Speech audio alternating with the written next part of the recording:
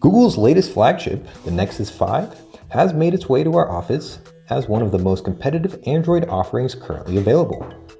Google has again chosen LG to manufacture the latest Nexus device and has packed in a 4.95-inch display into a frame that's only slightly taller than the Nexus 4. The retail package that the Nexus 5 comes in includes some leaflets as well as a SIM ejector tool, an LG branded AC adapter, and a micro USB cable. There are no headphones included, likely to keep costs down. On the front, there is a 1080p True HD IPS LCD covered in Gorilla Glass 3.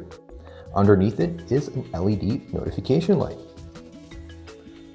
On the right is a SIM power lock button above the micro SIM card slot, which can be opened by the included SIM ejector tool.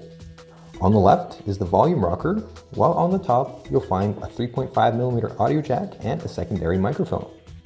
The bottom houses the micro USB port, flanked by two grills. The left is a speaker, while the right is the primary microphone. Google has dropped the glass back design of the Nexus 4 in favor of a matte polycarbonate back on the Nexus 5. Unfortunately, they've also brought back the camera bump for the 8-megapixel camera, which we can see getting scratched up after extensive use. The Nexus 5 debuts the latest version of Android 4.4 KitKat. It builds on the previous 4.3 Jelly Bean release and introduces a few cool new features to the table. One of them is visible right on the lock screen, which can now display full-screen movie and music album art.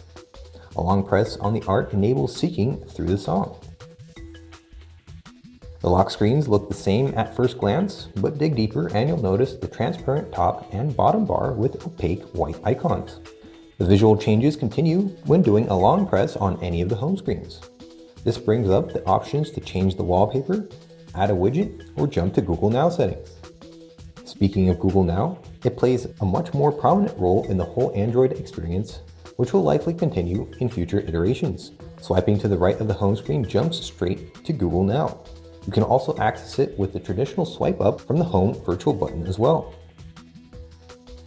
In Google Now, it's much easier to customize and choose what gets displayed and what doesn't.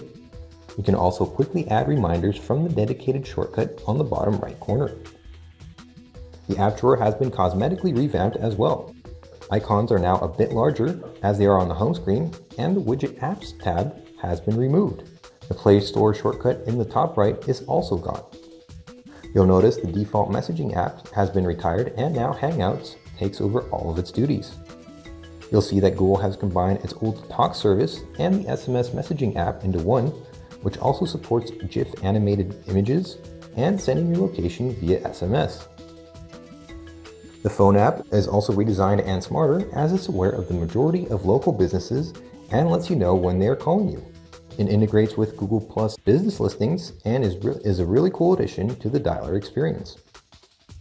There are also a lot of other improvements under the hood. The most notable of them is the new ART runtime, which is destined to replace the current Dalvik one.